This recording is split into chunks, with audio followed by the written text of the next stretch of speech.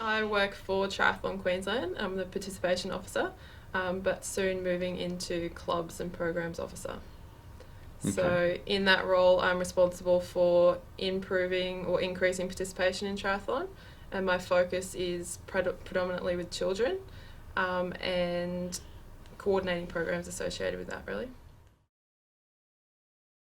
The participation officer generally, like I said, responsible for participation in children's events. So as part of that, I've had to create not had to, that sounds really dodgy now. So I've created a kids challenge, which is a first touch mini triathlon activity, which travels around to local events and community festivals and sports events.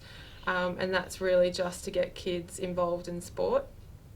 It's only like a mini, takes about 5 minutes for kids to get through, but it gives them a really fun, enjoyable opportunity to join the sport, and then we give them pathways to move on to other areas. As well as that, I coordinate the TriStars program, which is our junior triathlon program, which is run through sporting schools. So each school gets funding to run this program, so I'm basically the liaison between the Australian Sports Commission, Triathlon Australia, local schools and coaches. So liaison between all those, booking programs, booking venues, organising merchandise, all that kind of stuff that's involved with that. And then we're a pretty small team at Triathlon Queensland, so we coordinate our own events, probably up to 6 a year, and so it's all hands on deck. So everyone gets in. It takes us about 3 to 4 days to set up for a tri, and about 2 days or 2 hours to pull down. So everyone's in there setting up the transition, doing road closures, all the safety hazards, marking, loose branches, all that kind of stuff that's on course. So it's quite a lot involved that I didn't expect when I started, and I've definitely learnt a lot along the way. A typical day in the Triathlon Queensland office involves, for me, contacting a lot of schools, which is quite difficult when teachers aren't at their desk. So I guess you have to have a little bit of patience for that. So it's a lot of phoning, emailing, sport directors, principals, trying to push the triathlon program into schools. And then also communicating with event directors, other states with their participation programs, trying to organise the kids challenge, and then recruiting volunteers.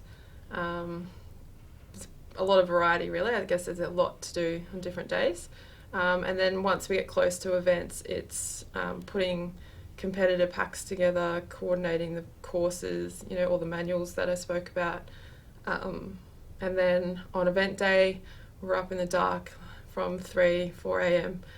Setting up the course. So putting up the road closure signs, setting up all the crowd barricades, making sure the equipment's right to go, the technical officials are in place, the volunteers know what to do, water stations, bits and pieces, even just getting the broom and sweeping up the road to make sure there's no dirt for the cyclists when they're going around corners and stuff like that.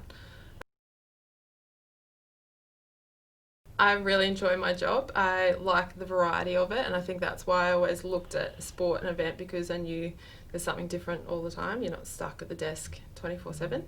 And in my role, there's a lot of work with kids, and I think that's really fun to be able to introduce a new sport to them and see them enjoy it. So part of my job with the Kids Challenge, it's a little mini triathlon where they do the swim, bike and run, but like the run, for example, they're on trampolines. And so being able to see like 5-6-year-old kids running their first triathlon and then running through the finish arch with a massive smile on their face, and then have kids that want to come back like 6-7 times in a day, that's been really awesome for me to be able to see. And I think being in this position where we can have an influence on the younger kids, so getting them involved in the sport, I think has been an immediate impact. We've been able to see that at triathlon. So even our last event, I think we tripled the number of kids from 7 to 9, which is pretty awesome to be able to see that what we're doing, I guess, is working, and the kids are actually having a lot of fun while they do it. In my role, I think it's really important to have good communication skills, and be able to be able to speak to people on all levels. So I'm talking 3-year-olds that have never done a triathlon before, up to school principals, your sport ministers. You need to be able to speak to everybody on different scale and be able to communicate your message and understand what they're requesting for you as well. I think that's good. And patience with that. So like I said, with schools, it's very hard to organise programs when you're waiting for sport teachers to be on their 10-minute break at lunchtime. So it's very hard to get people schedules lining up. So I guess patience with that, time management with that. Attention to detail, I think, is very important in sports and events, particularly when we're on a schedule where there's 2-minute breaks. And you've got to make sure that you've got 50 people on the start line for a triathlon, and the next 50 start 2 minutes later. You've got to know that everything's running to a T. And I think, with any industry, honesty, trustworthy, reliability is massive for employers that are looking for people to join their team. I guess they would be the top of my list when I'm looking for volunteers at the moment. So I've always had an interest in event management and sport. When I was a kid, I loved sport, participated in everything, and I started doing rowing professionally. So I had a bit of ups and downs in my career. So I started off, when I left school, I didn't know what I wanted to do, and my parents wouldn't pay for my sister and I to go to uni just for the hell of it. So I started working full-time at a place called Wide Bay Australia, and it's a financial institution. You start off on a junior rotation, so you get a taste of every department in a large organisation, which I think was really good for me because it allowed me to figure out what I did want to do and what I didn't want to do. So I started in the marketing department and used to work in organising sponsorships, local events associated with that, and I think that really gave me a taste of that industry, and I decided I wanted to pursue that further, but then rowing became the focus. So I stopped doing that and I had to move around a lot for rowing. So I worked in every different industry. I did retail, admin, hospitality, worked in a bank, in engineering firm, I did bits of everything just to get through rowing, basically, just to give me some money for training. But then when I was at the AIS, obviously there's a big focus on athletes and their career after rowing, so it was suggested that I start studying and have something to think about when we're off the water, I guess. So I enrolled in uni and just did one subject a year, and that was, I think, 2009. So I think I did 2 subjects and then quit uni to focus more on rowing. So been up and down the whole time. And I think it took me 7 years to finish my degree. And in that time worked a million different jobs, got heaps of different experience. But then I got injured and had to stop rowing. And that's when I decided to start full-time uni. So that was in 2014. And along the way I still had to work part-time, so I've been rowing coaching as well, working in admin, picking up as many volunteer jobs as I could, and then once I graduated, luckily fell into a full-time job at Triathlon Queensland. So I guess it hasn't been a very direct route, but I think I've stayed on the same career path from the start. Like, I found something I really enjoyed, and I actually recently looked up my QTAC preferences, which is from 2003, and apparently I wanted to do HR, which I could think of nothing worse than doing now. But I'm glad I took some time to figure out what I wanted to do and didn't just go straight into uni, just because that was what everybody else was doing. So I was rowing as a kid up in Bundaberg, and I got offered an opportunity to move down to Brisbane to improve my rowing, and after 6 months I made my first Australian under-23 team. So I rowed for Australia in 2007, 2008.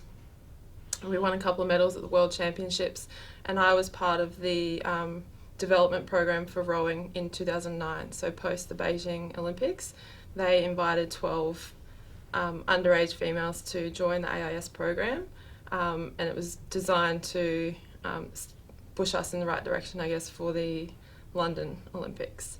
It was amazing experience. Just basically get everything thrown at you for a year. You live on campus, all your meals, accommodation, transport, everything that you could need, so you can focus fully on training. But as well, you get kind of absorbed into just the training environment, which I think is why we're encouraged to go and do some part-time work or study while we were there. So that's why I started studying, just so that it wasn't purely focused on training, and gave us something, I guess, to like another avenue to focus on while we were there. Unfortunately, I got injured, so I pretty much spent the entire time I was there doing rehab. So that was tough, and pretty much got sent home at the end of that year and just said, go sort yourself out, fix up your injuries, and then we'll think about you next year. And then I got selected for the London 2012 training squad for the women's 8, and unfortunately got injured again, and so I ended up as reserve. So I went to the London Olympics, but didn't get to race.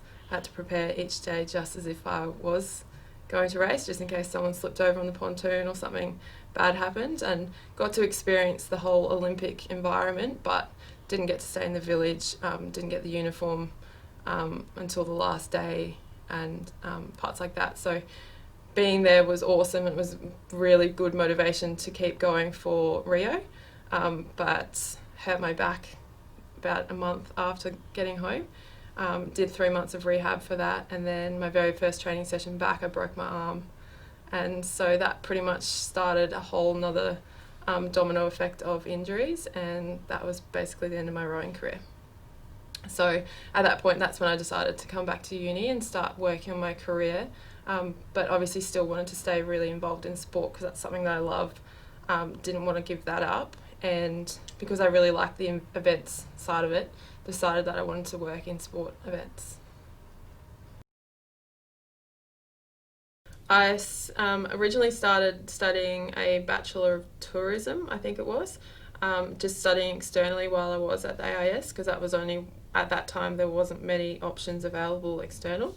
And then when I moved to Melbourne, I enrolled with Griffith, actually when I started back in Brisbane, but when I moved to Melbourne I couldn't do that externally. So I did my exams, I think I'd done one semester, did my exams and then deferred for a couple of years. So it wasn't until I moved back to Brisbane in 2012 that I started studying again, and that's when I enrolled in Griffith in Bachelor of Business, and I did a double major in event management and sport management. So during that time, I think I volunteered at pretty much every sporting organisation in Brisbane, just to get experience and to meet a few people. So I worked at the Brisbane International, Queensland Reds, Queensland Firebirds, Pan Packs for swimming, pretty much everything. I had my name down, so I was working most weekends at events and getting to know people.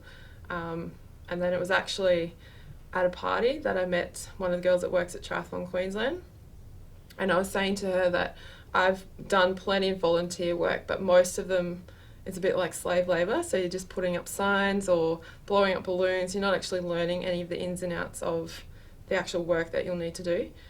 So she offered me an internship at Triathlon Queensland and said she could give me as many days as I wanted to learn some more on-the-job work experience. So I started working at Triathlon Queensland once a week, and I would go in the office and help with competitor manuals, run sheets, planning courses, helping with like council permits and stuff, all the back end of events that I didn't get to know. So I did a lot of on the day event work, but hadn't been involved before in previously planning it.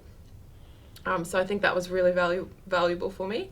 And then I was able to help with the setup of events. So triathlon's a little bit different, I guess, in that you've pretty much got 3 sporting events in one. So we're working to like the clock from 3 a.m. some days to get all the crowd barriers set up, roads closed, everything like that, and then to be able to transfer all your different age groups on the day, from the swim to the bike to the run, is actually quite a logistical nightmare. So it's probably been good that I was thrown in the deep end a little bit, and given the opportunity to work probably one of the hardest sports to organise from an event management perspective. So when I was at Triathlon Queensland, I was the event and communication intern. I did that for 6 months. So that was 1 day a week of unpaid work, and then we got paid for event work on weekends. Then from there I got promoted to participation officer, and that was a part-time role which they fit around my uni schedule. So I did 2 to 3 days a week on the days that I wasn't studying, and that was during my last semester at Griffith. And then once I graduated, I asked for full-time work, but because it's a government-funded organisation, it is hard just to find money just for another employee. So they've been working on that for quite a while. So in the meantime, I applied for other jobs in sports and events. I think I applied for at least 30 different roles around the country and got one interview for that. So I went through the interview phase for that, and that was at Tennis Australia, working in the same kind of participation field. But then at the same time as I was going through recruitment of that, Triathlon were able to find a full-time position for me. So got offered the full-time role at Triathlon, and stopped applying for all these other jobs elsewhere. So I guess that was exciting to be able to still go through the process of interviews and job applications, but know that my current job was going to pull through and I'd be able to stay. It's an awesome team, good environment, great events, so I'm glad I was able to stay there full time. So I think when I started studying, I probably would have liked to have started earlier if I could, and to get it done a bit quicker. So it took me 7 years, so it would have been nice if I got that done a little bit earlier, because there's been a lot of changes in the degree over that period of time as well. While I was studying, I think it's good to know that the degree at Griffith is very relatable to the industry. So a lot of the assignments that I've done at uni have transferred over to my work already, and we're talking about the same things, and we're creating the same documents, all that kind of thing. So I think it's good for students to know that the assignments are relevant. I think the difference between me and maybe some of the other people that have graduated at the same time is that you really do need to get experience out of university while you're there. So it's a really good idea to volunteer, even if it is just one event every semester or 1 day a week or whatever you can spare. But you definitely learn maybe not even what you're good at, but maybe what you aren't so good at, or what some event managers do wrong. So then you can fix them up in your own career. And it's a great way of meeting other people that are studying the same degree or in the job that you want to get in the end. And it's all about who you know in this industry, I think, and that's how I got my job, and I know that's how a lot of people are struggling to find a job now, because they don't know anyone in the industry, they don't have a step in the door, and they don't really know how to pursue that career without the help. So I guess if I was to tell any students now that are studying, it would be to talk to as many people as you can, get as much advice as you can from people in the industry, your lecturers at uni, because they're all from that field and they're all willing to help. So ask lots of questions, get involved in group assignments, because they are very relevant to the work that you'll do once you graduate. As an employer, I guess now, of students who are in this industry, I would suggest for students that are volunteering to stay reliable, and know that they're portraying an image even if you're volunteering. So it's still a job and you're still having to be reliable and punctual and put in a good effort. So those volunteer jobs can lead to anything that you want to make out of it. And I've had already in my experience trying to get fellow students involved in events, and if they're cancelling at the last minute, or they're pulling out or just not showing or coming and just chatting to their friends at the event, that sort of thing, we immediately just scratch them off the list. And there goes any other opportunity that they might have in the future. Whereas I think when I was volunteering, I treated every experience as if I was a full-time employee and a representative of their company. So maybe that's something that I can suggest from an employment perspective, is that you're always being watched and you're always portraying your own personal image. And so it's important to stay focused and cooperative at all times.